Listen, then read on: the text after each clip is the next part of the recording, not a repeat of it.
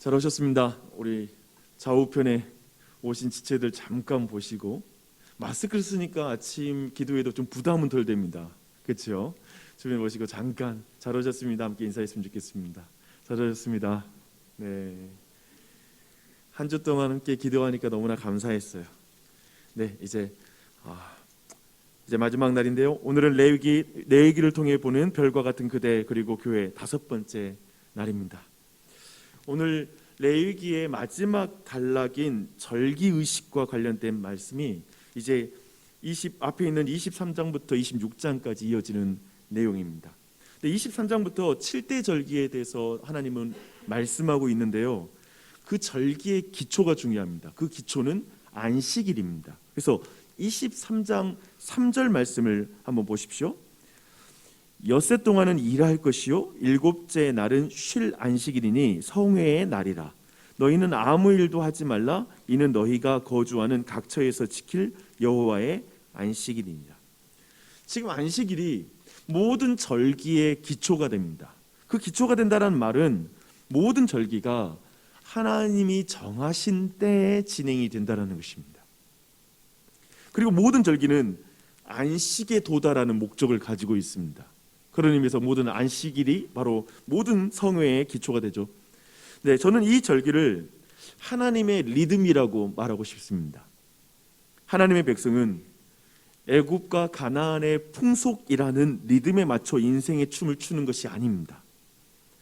도리어 오직 하나님이 정한 리듬에 맞추어 인생이라는 춤을 춰야 된다. 그래야 너는 안식할 수 있다라고 말하는 것이 이 모든 내용이 되는 것이죠. 가나안에 들어가 여전히 애굽과 가나안의 리듬을 따라 사는 것은 하나님의 백성에게는 어울리지 않는 것입니다. 모든 신입생이 이제 학교에 입학하잖아요. 곧 이제 입학 시즌인데요. 이제 입학하고 나면 학교의 커리큘럼과 그 시간표를 따라야 그 학교의 학생이죠. 그런 것처럼 이제 하나님의 은혜로 새로운 정체성을 갖게 된 하나님의 백성들은 세상의 시간표를 따라서 살아가는 것이 아니라 하나님의 시간표, 하나님의 리듬에 맞춰 사는 것이다. 그래야 근사하다. 그것이 멋진 인생이다 라고 말씀하고 있는 것입니다. 네, 주목할 것은 안식일에 대한 이 규정은 이제 오늘 말씀에 와서 안식년으로 확장되고 있다는 것입니다. 가나안 땅에 들어간 이스라엘 백성은 6년 동안 소출을 얻습니다. 하지만 7년째에는 그 땅으로 안식하게 해야 한다라고 하나님은 말씀하고 있습니다. 이때에는 파종도 하지 말아야 돼요. 그리고 이제 파종을 하지 않아도 소출이 땅에서 나기도 하잖아요. 근데 그 소출도 거둬서는 안 된다고 말하고 있습니다. 그 소출들은 이스라엘의 모든 종들과 그리고 거류민들과 그리고 가축과 들짐승에게 주어라 라고 이렇게 말씀하고 있습니다. 8절부터 보니까요, 하나님은 안식년을 다시 확장해서 희년을 선포하는 말씀이 이제 이어지고 있습니다. 이제 7 안식년을 계산하면 49년이 되잖아요. 그렇게 하고 나서 50년째 해를 거룩하게 하고 자유를 선포하라 라고 이렇게 말씀하고 있습니다. 그래서 이때에는 토지를 팔았던 사람에게 다시 그 땅을 돌려줘야 됩니다. 그리고 종들 또한도 이때 해방을 경험합니다. 다시 가족들에게 돌아갈 수가 있어요. 희년 때에도 파종을 하거나 또한 그것의 수확들을 거둬서는 안 됩니다.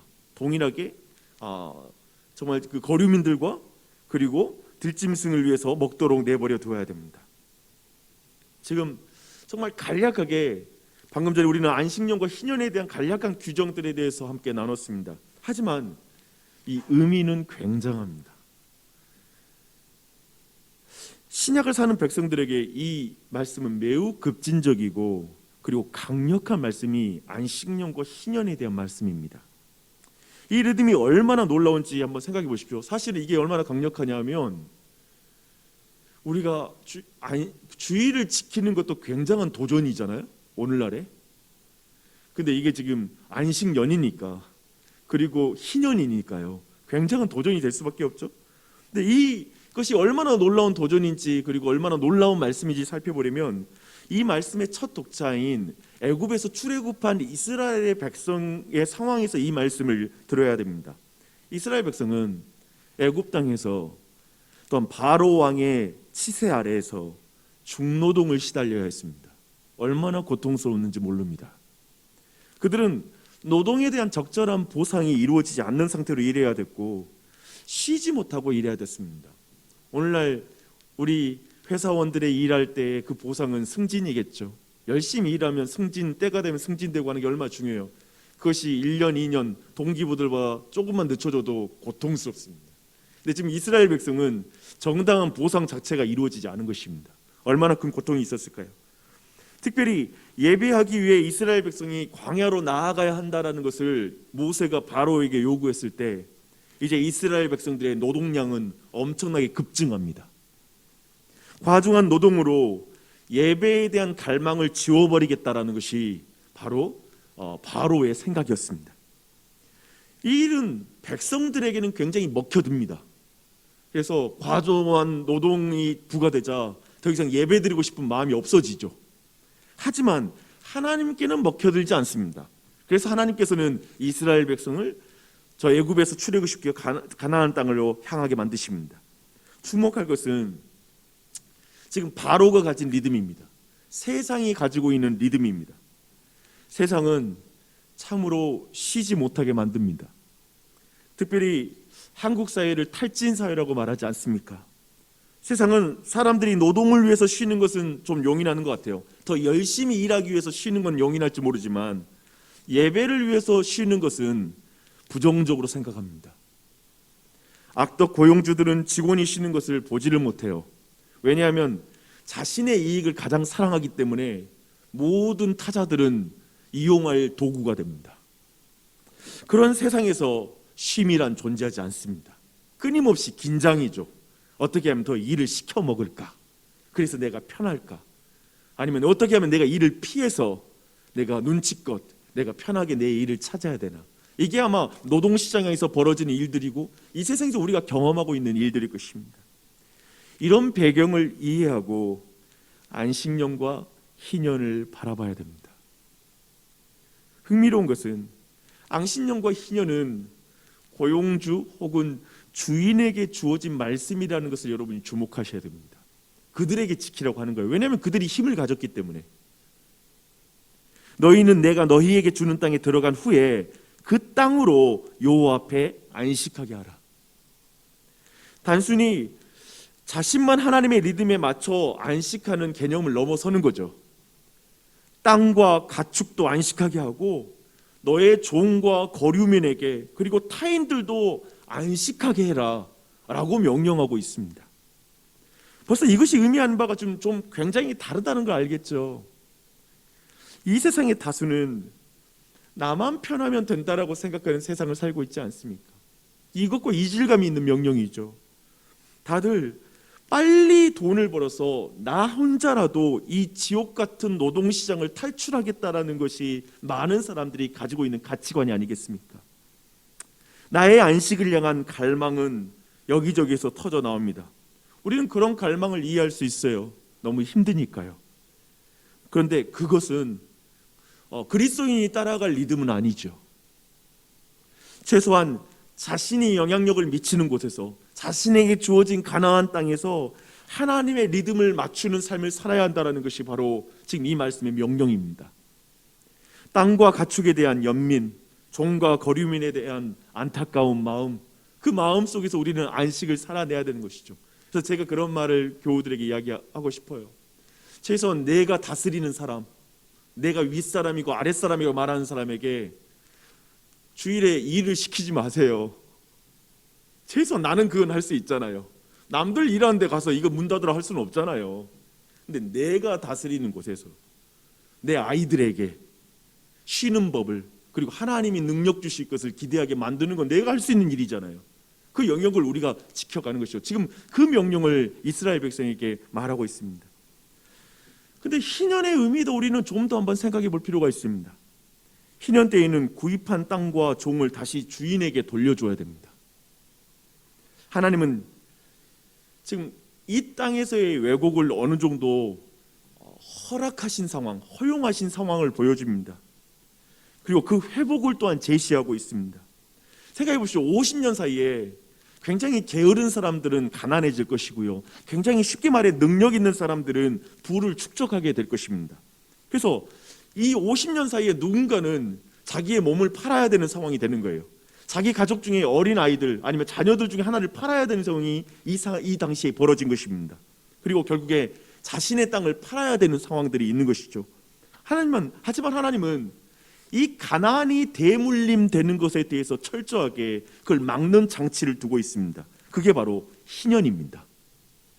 그래서 이스라엘 백성은 희년의 토지와 종이 해방될 것을 알고 애초에 사고 팔아야 됩니다. 이해되시죠?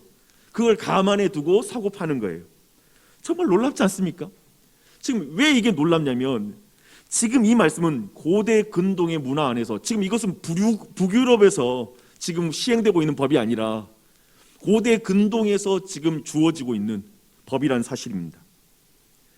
이렇게 땅과 동물, 타인, 특별히 가난하고 약한 자들을 향해 이런 법을 가지고 있는 나라는 역사상에 찾아볼 수가 없고, 지금 고대 근동에서는 도저히 찾아볼 수 없는, 나올 수 없는 법을 말하고 있는 것입니다.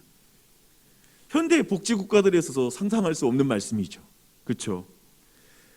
우리는 어쩌면 후기 자본주의 시대를 통과하고 있다고 말합니다. 후기 자본주의란 말은 뭐냐면 자본주의의 폐해가 두드러지게 나타나는 시대를 살고 있다는 것입니다. 그런 우리에게 방금 이 희년의 말씀, 안식년의 말씀은 단순한 고대 사회에서나 가능한 법이야, 아유 이거 뭐 성경에 있는 말이니까 그런 법이지 라고 이렇게 말할 수 있을까요? 제가 자주 말씀드리죠. 제발 고대인과 고대 사회를 좀 쉽게 보지 말아야 된다. 띄엄띄엄 보지 말아야 된다. 고대인과 고대 사회는 지금 우리 사회와 그리고 우리와 연속성이 어쩌면 큰 사회이지 어떤 단절성이 큰 사회가 아니라고 저는 생각합니다. 비슷해요. 사람이란 게, 사람 사는 세상이란 게 그때나 지금이나 비슷하다는 말씀 드리고 싶어요. 7년에 1년 동안 땅을 놀리는 것 쉽습니까? 가축을 놀리는 것, 가축 다 있는데, 종들이 있는데 1년 동안 핑핑 노네요. 일 시키면 얻을 수확이 보이지 않습니까? 그걸 고대인들이라고 해서 계산하지 못할 법이 없죠. 또한 희년을 지키는 것도 쉬웠을까요? 아니죠. 지키기 어려웠을 것입니다. 그래서 사실상 성경을 보잖아요. 구약 성경에 희년을 지켰다라고 하는 기록이 없습니다. 다윗 왕의 시대에도 그런 기록이 없어요. 희년을 지켰다. 왜 못 지켰을까요? 이게 질문입니다. 왜 못 지켰을까요? 그것은 광야에서 이스라엘 백성이 만나와 관련해서 실패한 사건과 비슷한 이유 때문일 것입니다. 만나는 안식일에는 거두어서는 안 돼요. 6일째에 이틀치를 함께 거둡니다. 그런데 7일째에도 나간 사람이 있었다라고 말하고 있습니다. 그래서 이처럼 25장 21절에서 하나님이 이렇게 말씀하세요. 내가 명령하여 여섯째 해에 내 복을 너희에게 주어 그 소출이 3년 동안 쓰기에 족하게 하리라. 재밌죠? 2년 동안 쓰기에 족하게 하리라 할 텐데 3년 동안 쓰기에 족하게 할 것이다 라고 말씀하십니다. 한마디로 하나님 이렇게 말씀하십니다. 너희는 내 말을 지켜라. 내가 너희를 지킬 것이다. 너희들은 내 리듬을 지켜라. 내가 너희를 넘치도록 채우겠다. 나를 제발 믿어라. 나 좀 믿고 살아라. 내 리듬을 믿고 한번 따라 춤을 춰라. 인생을 살아라. 그렇게 말씀하십니다. 다시 한번 말씀드려요. 그런데 구약 성경에 희년을 지켰다라는 기록은 없습니다. 그렇다면 우리 시대에 안식년과 희년, 그날을 지켰다라는 기록은 여러분은 어떻게 쓰고 계십니까? 여러분의 인생으로 어떻게 이 말씀에 반응하고 계십니까? 저는 10의 1조가 희년적 성격을 가지고 있다고 생각합니다. 삶의 10분의 1을 이 땅과 타인의 회복을 위하여 구별하는 것, 수확을 거둘 때 귀퉁이에 있는 것들을 내가 거두지 않고 가난한 자와 힘든 사람들이 와서 먹도록, 짐승들이 와서 먹도록 그걸 내버려 두는 것. 주일을 타인과 가난한 자들을 위해서 시간을 구별한 시간으로 내가 구분해 두는 것. 안식과 희년은 나와 나의 가정만이 아니라 땅과 가축 타인의 회복까지 바라는 명령이기 때문에 그렇습니다.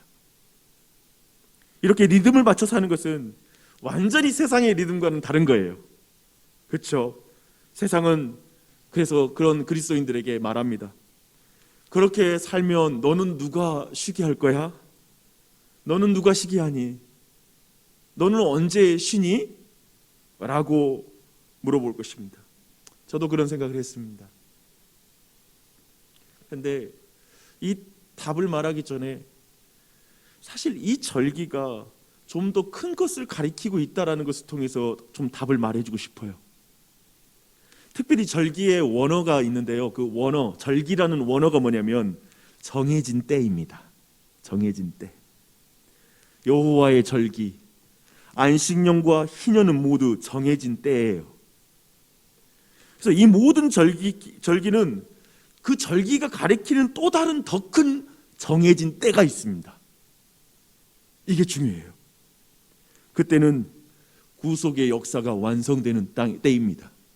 그리스도께서 오셔서 행하시는 때입니다. 그래서 예를 들어 무교절의 첫 이삭은 예수님의 부활을 의미하거든요. 그래서 이 첫 이삭의 수확은 온 밭에 수확이 시작되었다는 걸 의미합니다. 곧 그리스도의 부활은 모든 죽은 자의 부활이 시작되었다. 결국 그 모든 죽은 자의 부활을 가져온다라는 그 시작을 알리는 것입니다. 또한 절기마다 성회로 모이고 노동을 쉬는 것도 성도가 최종적으로 쉴 그 정해진 때, 우리가 진정 안식으로 들어갈 그 때를 가리키고 있습니다. 우리가 매 주일 우리가 경험하는 안식을 통해 우리는 최종적으로 그리스도 안에서 누리게 될 안식의 때를 계속 바라보는 것입니다. 그것을 소망하며 즐거워하는 것이죠. 안식년과 이렇게 희년은 인간의 범죄 이후에 이 땅에 왜곡된 모든 것이 바로잡힐 그날을 바라보게 만듭니다. 우리가 발을 딛고 있는 이 땅과 그리고 만나는 모든 사람이 하나님의 것임을 기억하라고 말합니다. 그래서 이 땅을 사는 동안에 나그네로서 이 땅이 회복되는 그 일 가운데 부분적으로나마 참여하라고 우리에게 초대하고 있습니다. 너의 주어진 가나안 땅을 쉬게 해줘라. 너희 집안 사람들을 쉬게 해줘라. 야, 너 만나서 사람들이 좀 쉬어라. 너 때문에 피곤하게 말지 말아라. 너를 만나면 힘을 얻게 해줘라. 세상 얼마나 힘들겠니? 너 만나면 그래도 행복해야지. 그렇게 말하고 있죠. 그래서 이 땅을 사는 동안 나그네로서 이 땅을 회복시키는 일에 우리 모두 참여합니다. 우리 자신도 종되었던 자로서, 그리스도 안에서 해방된 자로서 좀 죄에 묶여있는 사람들 볼 때 그렇게 째려보지 말아라. 그 사람들에게 가혹하지 말아라. 너도 옛날 죄인이었는데 죄의 종노릇했던 사람이 왜 또 다른 사람 정죄하고 있느냐. 그러지 말아라. 이 땅에서 나그네의 삶은 약자를 돌보는 것으로 하나님을 경외하는 삶입니다. 이제 우리는 세상 속에서 약자를 돌보는 그 삶을 살아감으로 별과 같이 빛나는 인생을 살아가는 것입니다. 그리고 교회는 지친 자들이 와서 쉼을 얻는 곳이 교회입니다. 그렇게 세상 속에서 빛나는 것입니다.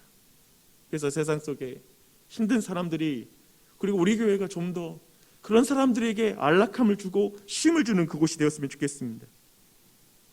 근데 이것이 애굽과 가나안의 풍속으로는 이해할 수 없는 곳인 거예요. 교회라는 곳이. 우리가. 근데 사실 이게 피곤한 거거든요. 이게. 그렇죠. 피곤한 일이에요. 이게. 맞습니다. 고난당합니다. 지칩니다. 그러나 성도는, 교회는 이 리듬이 하나님이 주신 리듬이라고 믿고 거기에 맞춰 춤을 춥니다.